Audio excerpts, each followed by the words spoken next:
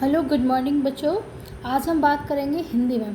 ठीक है, हिंदी सेकंड में एक सबसे इम्पोर्टेंट चैप्टर होता है कारक। ठीक है बच्चों, सबसे यही समझ में बच्चों को नहीं आता कि कारक को लर्न कैसे करें। ठीक है बच्चों, कारक क्या होते हैं? कारक आपके 8 प्रकार के होते हैं। ठीक है, जैसे बचपन में आपने बहुत पढ़ा होगा, आपकी टीचर्स ने सिखाया होगा। कर्ता कारक, कर्म कारक, करण कारक, संप्रदान कारक, अपादान कारक, संबंध कारक, अधिकरण कारक, इस तरीके से होते हैं। फिर इनके इन कारक जो 8 प्रकार के होते हैं, इनकी कुछ विभक्ति भी होती हैं। क्या होती है इनकी विभक्ति? ये होती है, या फिर उनको परसर्ग भी कहते हैं।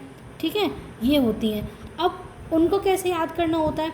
ठीक है, उनको जानने से पहले हम ये जानेंगे कारक होता क्या है। ठीक है, वाक्य में जिस शब्द का संबंध क्रिया से होता है उसे क्या कहते हैं? कारक कहते हैं। इंग्लिश में इसको केस कहते हैं। ठीक है, अन्य शब्दों में संज्ञा अथवा सर्वनाम को अगर दूसरी भाषा में कहें, किसी भी वाक्य के अन्य पदों क्रिया से जो संबंध होता है वह कारक कहलाता है। जैसे अब देखो, बिना कारक चिन्ह के कोई भी सेंटेंस है बेटा इनकम्प्लीट रहता है। जैसे यहाँ पे देखो लिखा, अभय ने कुत्ते को डंडे से मारा।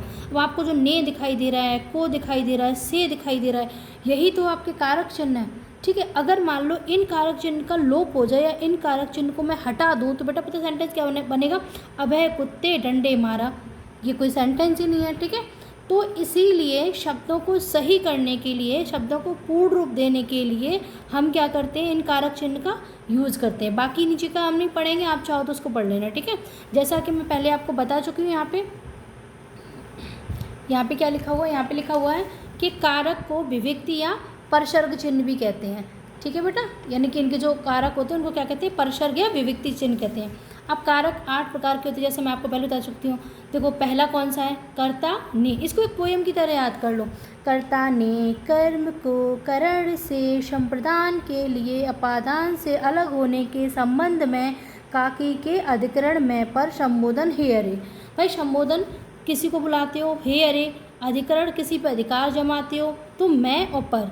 ठीक है, संबंध के लिए भाई काका की करते हो। अपादान और यहाँ पे मतलब होता है इसमें से और करण में, दोनों में थोड़ा सा कन्फ्यूजन आता है क्योंकि दोनों में से है बेटा। अपादान का मतलब होता है जहाँ चीज़ें अलग हो रही हो। जैसे मैं कह दूँ पेड़ से पत्ता गिर रहा है, देखो से वहाँ भी आया है, लेकिन वहाँ पे से किस लिए आया है?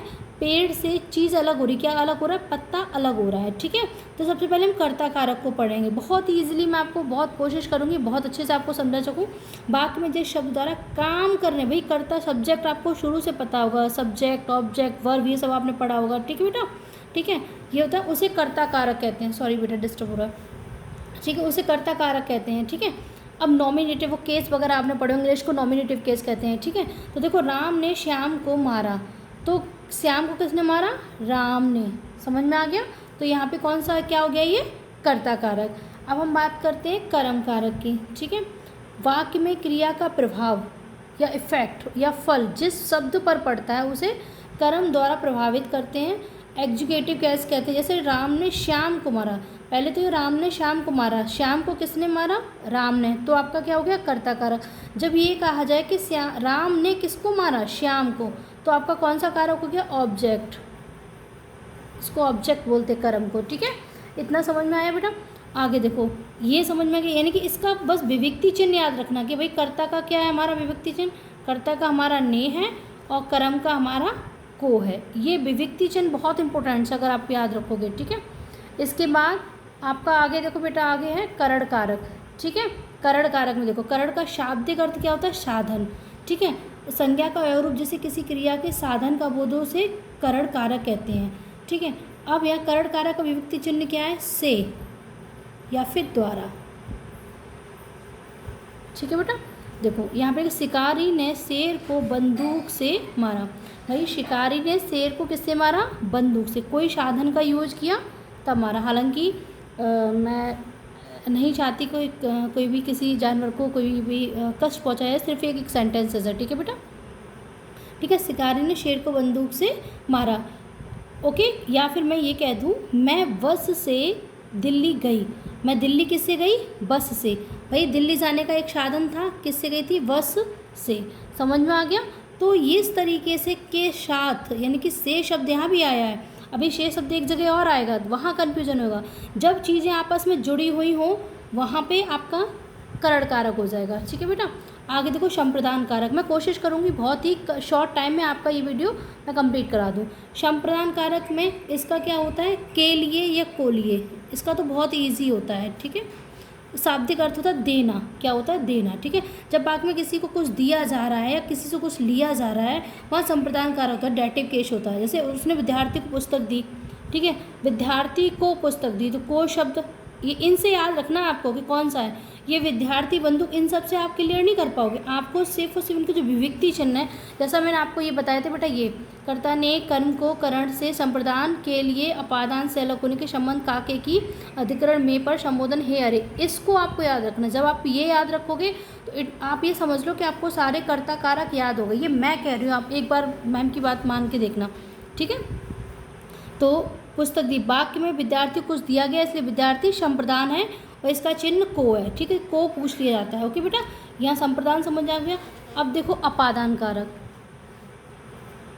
अपादान में क्या कह रहे हैं, शाब्दिक अर्थ अलगाव होता है, से यहाँ भी है, से यहाँ भी है, भाई से आपका करण में भी था, जो आपका करण कारक था ना, वहाँ भी आपका क्या था, वहाँ भी आपका बेटा से था, लेकिन वहाँ क्या था, वहाँ चीज़ों को जोड़ा जा रहा था, एक दूसरे से जोड़ के हेल्प ली जा रही थी एक दूसरे से, ठीक है। लेकिन यहाँ पे क्या हो रहा है, यहाँ पे क्या हो रहा है, यहाँ चीज़ों को अलग किया जा रहा है। जैसे मैं अल्मोड़ा से आया हूँ, यानी कि मैं अल्मोड़ा से आया हूँ, तो अल्मोड़ा को छोड़ा है मैंने, ऐसा हुआ कि नहीं हुआ, बोलो। मैं अल्मोड़ा से आया, तो अब जैसे मैं कह दूँ कि मैं बस से उतरा, जैसे एक सेंटेंस है बेटा, ध्यान रखना, मैं बस से उतरा। अब देखो ये बस से अलग हो रहा है, बस से अलग हो रहा है, से यहाँ भी है, ठीक है, लेकिन क्या अंतर है, अंतर ये है कि ये चीज़ क्या हो रही, अलग हो रही है, यानी कि बस से अलग हो रही है, ठीक है। तो वहाँ पे आपका अपादान कारक होता है। संबंध मैंने आपको बता दिया, रिलेशन बताता है, ये क्या बताता है बेटा, ये रिलेशन बताता है, यानी कि संज्ञा सर्वनाम की इनका रिलेशन बताएगा, ठीक है, यानी कि किसी अन्य शब्द के साथ संबंध या लगा प्रतीत हो, उसे संबंध कारक यह जेनिटिव कहते हैं। अब जैसे अनीता सुरेश की बहन है, नेताजी का लड़का बदमाश है, कुछ इस तरीके से, ठीक है बेटा, समझ में आ गया। तो संबंध मैंने आपको क्या होती है, इसका क्या रहेगा, का, की, के। ओके, क्लियर बेटा, ठीक है। अब अधिकरण, अधिकरण का मतलब जहाँ हम अपना अधिकार जमा लें किसी चीज़ पे। जैसे मैंने कहा कि बिल्ली मेज पर बैठी है, बिल्ली मेज पर बैठी, और इसका अधिकरण का चिन्ह क्या होगा, में हो जाएगा, या फिर आपका बेटा पर हो जाएगा, ठीक है। तो संज्ञा सर्वनाम की जिस रूप से क्रिया के आधार, स्थान, समय, अवसर का बोध होता है, उसे अधिकरण कारक यानी कि लोकेटिव केस कहते हैं। जैसे वह 3 दिन में आएगा, तो ये 3 दिन किसके हो गए, उसके।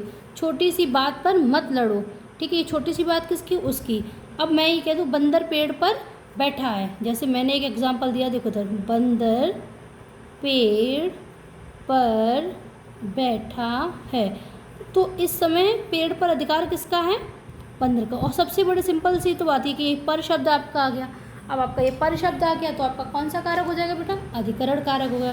संबोधन, संबोधन मतलब किसी को बुलाने के लिए हम करते हैं, यानी कि यहाँ साफ साफ दिखाई दे रहा है कि किसी को पुकारने के लिए, चेतावनी देने के लिए इन सब का यूज करते हैं संबोधन का, यानी वोकेटिव केस कहते हैं। जैसे देखो यहाँ पे वर्ड आता है हे, अरे, अजी, रे, है ना। जैसे आप देखो हे राम, और एक्सक्लेमेटरी चिन्ह याद रखो, विस्मयादि बोधक सूचक चिन्ह बोलते हैं ना,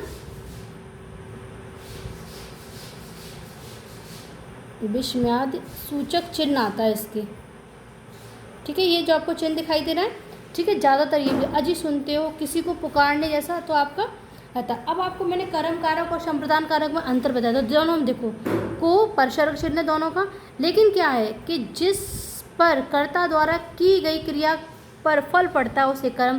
जैसे राम ने श्याम को बुलाया, राम ने किसको बुलाया, श्याम को बुलाया, तो यहाँ पे कौन सा कारक हो गया आपका, कर्म कारक। अब यहाँ भी परसर्ग को है, लेकिन